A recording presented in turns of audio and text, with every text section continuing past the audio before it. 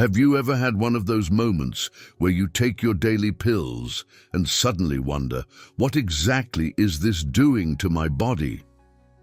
If you're over 65, that's an especially important question to ask. Because here's something most doctors don't have time to explain during quick checkups. Some of the most commonly prescribed medications for seniors can actually be stealing strength from your bones, month after month, year after year. I want you to picture something with me.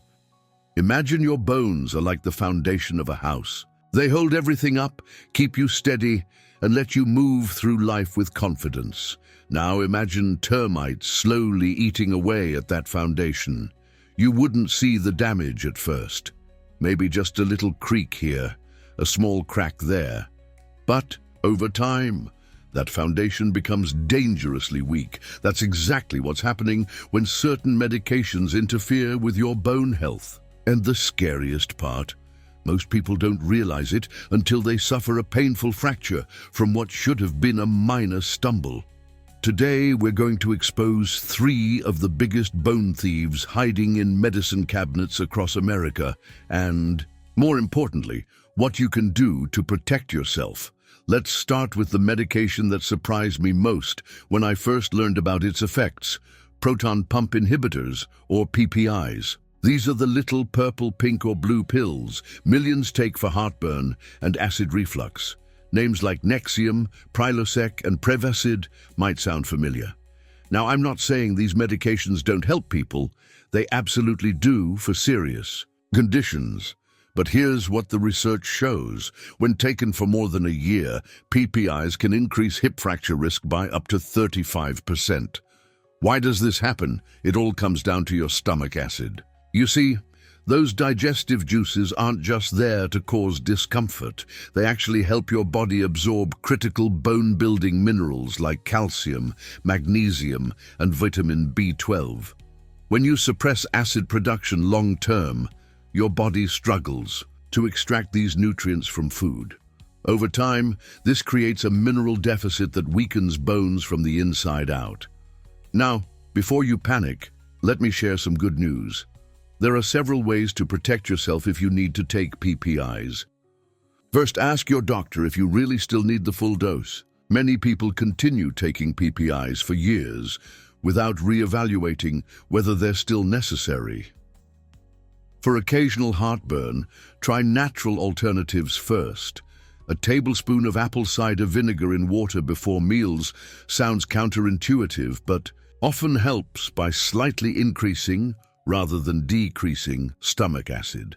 Chewing gum after meals stimulates saliva that neutralizes acid naturally. And sleeping with your head slightly elevated can prevent nighttime reflux. If you must stay on PPIs, be extra diligent about bone-supporting nutrients. Calcium citrate, not carbonate, is better absorbed in low-acid conditions. Magnesium glycinate and vitamin K2 help direct calcium into bones instead of arteries. And consider getting your vitamin B12 levels checked. PPIs can lead to deficiencies that affect both bones and brain health. The second medication on our danger list might surprise you even more: corticosteroids like Prednisone. These powerful anti-inflammatories are prescribed for everything from arthritis to asthma to autoimmune conditions. While they're incredibly effective at reducing inflammation, they come with a heavy price for your skeleton. Here's what happens inside your body when you take steroids long-term. They essentially put your bone-building crew on strike. Special cells called osteoblasts that normally work around the clock to strengthen your bones suddenly slow down production. At the same time, cells that break down old bone, osteoclasts, keep working normally. The result? More demolition than construction, and that leads to brittle, fragile bones. Studies show that just 5 to 7.5 mg of prednisone daily for 3 months or more can cause significant bone loss. At higher doses, 15 mg a day or more, Patients can lose up to 15% of their bone mass in the first year alone. That's like aging your bones a decade in just 12 months. But again, there are ways to minimize the damage if you need these medications. Always use the lowest effective dose for the shortest possible time. Many doctors now recommend steroid-sparing approaches where possible. If you've been on steroids for more than 3 months, ask about a DEXA scan to check your bone density. This simple, painless test gives you a baseline to work from. Weight-bearing exercise becomes non-negotiable. The mechanical stress of walking, gentle strength training, or even gardening signals your bones to strengthen themselves. Yoga can also help.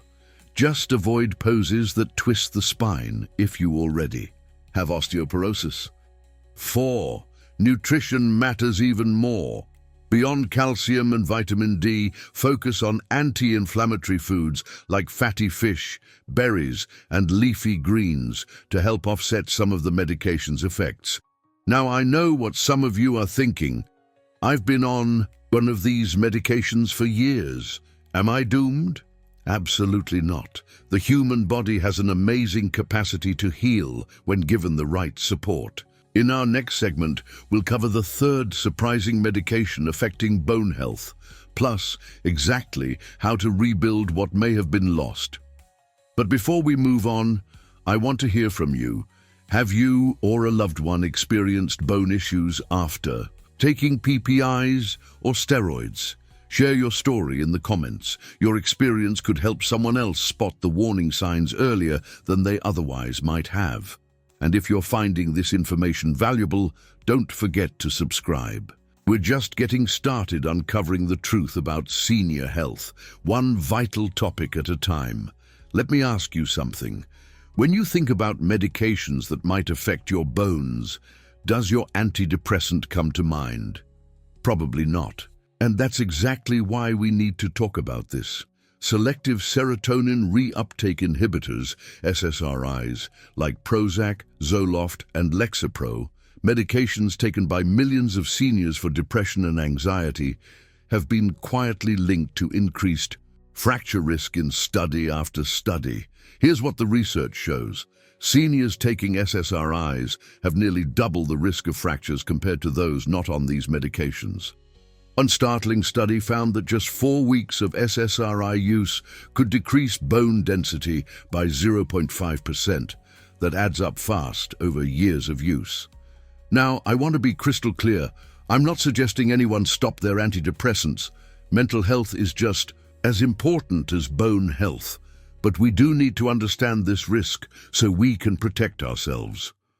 The connection between mood medications and bones comes down to serotonin, that feel-good chemical we often hear about. What most people don't know is that 95% of your body's serotonin isn't in your brain at all.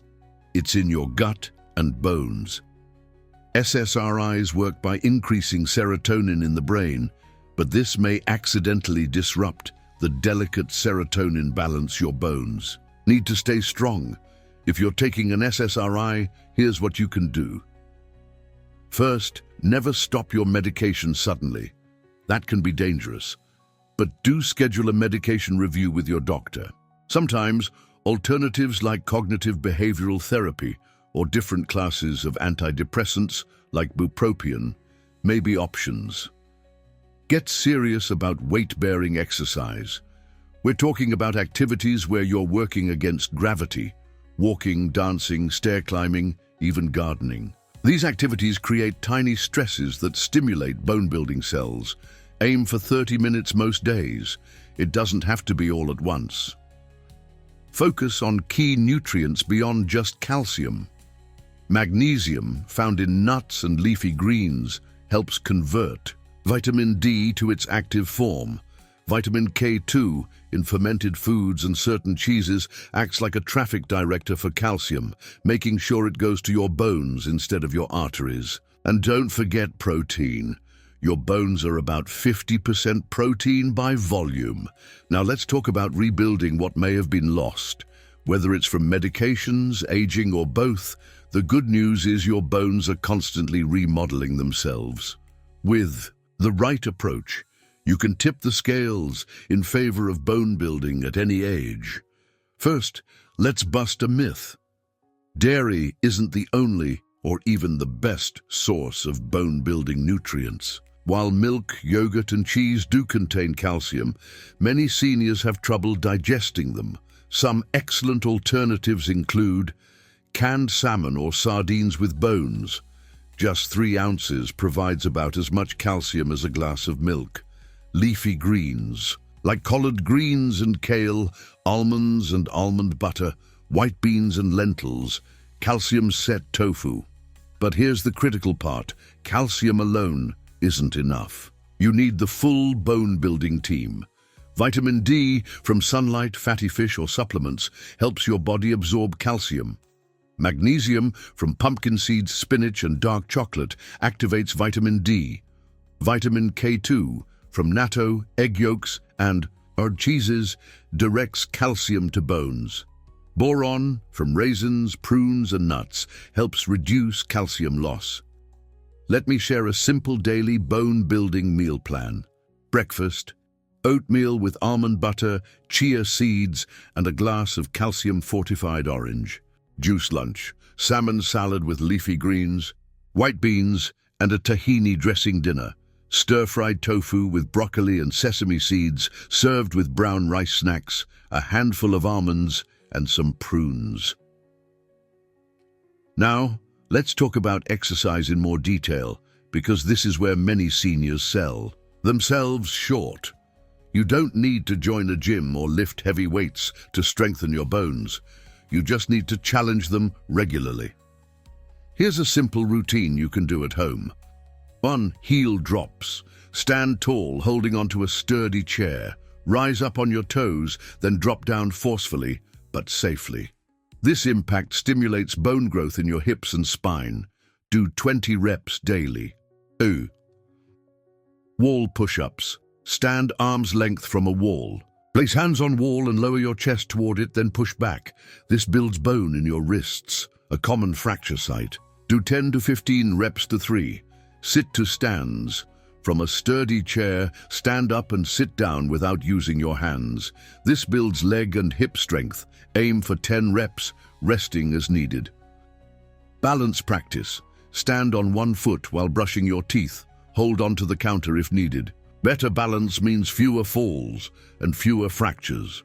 Remember, consistency beats intensity. Doing a little every day is far better than doing a lot once in a while. And always check with your doctor before starting new exercises, especially if you already have osteoporosis. Before we move to our final segment, I want to share an inspiring story from Margaret, one of our viewers. At 72, she'd been on PPIs for 10 years and SSRIs for 5 when she broke her wrist reaching for a coffee cup. After learning about medication risks, she worked with her doctor to switch to alternative treatments. She started walking daily, added bone-supportive foods, and did simple home exercises. 2 years later, her bone density scan showed improvement for the first time in a decade. This brings us to our most important discussion: how to talk to your doctor about these risks without feeling dismissed. That's exactly what we'll cover in our final segment, along with specific supplement recommendations and warning signs your bones might be in trouble. But first, I'd love to hear from you. Have you made changes to protect your bones? What's been your biggest challenge? Share in the comments. Your experience could help another viewer tremendously. And if you're finding this series helpful, please subscribe and hit that notification bell. We're building a community of seniors taking charge of their health, one strong bone at a time. Have you ever left a doctor's appointment feeling rushed, unheard, or like your concerns about medications were brushed aside? You're not alone. Many seniors tell me they feel intimidated bringing up questions about their prescriptions, afraid they'll be seen as difficult patients, or that their doctor will dismiss their worries. But here's what I want you to remember. This is your body, your health, and you have every right to understand the medications you're taking. Let me share a powerful approach to these conversations that really works. It's called the BRAN method, and it's transformed how many of our viewers communicate with their doctors. Benefits. Doctor, what are the main benefits of this medication for my specific condition? Risks. What are the potential risks or side effects I should watch for, especially regarding bone health? 3. Alternatives. Are there alternative treatments with less impact on bones that might work for me? Nothing. What might happen if we do nothing or try a more conservative approach first? This framework keeps the conversation productive and shows your doctor you're informed but not confrontational. For example, you might say, "Dr. Smith, I've been taking omeprazole for several years now. I understand it helps my acid reflux, but I've read it can affect bone density. Could we discuss whether I still need the same dose, or if there are alternatives we might try?" Now, here's an insider tip from healthcare professionals. Come prepared with specifics. Instead of saying, "I read something online about bone loss," you could say, "The 2022 Journal of Bone and Mineral Research showed long-term PPI use correlated with X% increased fracture risk in seniors. How does that apply to my situation?" This shows you've done thoughtful research, not just random Googling. If your doctor seems dismissive, try this gentle but firm approach. "I respect your expertise, and I'd feel more comfortable if we could address these concerns. Would ordering a bone density scan help assess my risk?" Most doctors will respond positively to this collaborative approach. Essential supplements for medication-related bone loss. While we always recommend getting nutrients from food first, certain supplements can be game changers when you're on bone-affecting medications. Here's your evidence-based guide. LB1. Vitamin D3 with K2. Optimal dose, 1,000–2,000 IU D3 daily, more if deficient. Why it matters. Works synergistically to direct calcium to bones. Pro tip. Get your levels checked. Many seniors are deficient. Calcium citrate, not carbonate if on PPIs. Dose, 500–600 mg twice daily with food. Best paired with magnesium glycinate for better absorption. 3. Magnesium glycinate, so dose, 200–400 milliliters daily. Benefits: helps convert vitamin D to active form and prevents constipation. Boron, dose, 3 milliliters daily. Research shows can reduce calcium loss by up to 40%. 5. Collagen peptides, dose, 10–20 grams daily. Why? Provides amino acids specifically for bone matrix formation.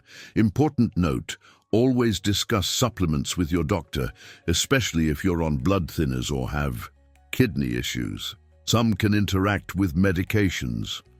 Red flags: your bones need attention. While bone loss is often silent until a fracture occurs, there are subtle warning signs to watch for. Height loss: losing more than 1.5 inches from your peak adult height. 2. Posture changes: developing a stooped or hunched posture. 3. Tooth problems: loose teeth or receding gums can indicate jawbone loss. Grip strength: difficulty opening jars may correlate with bone density.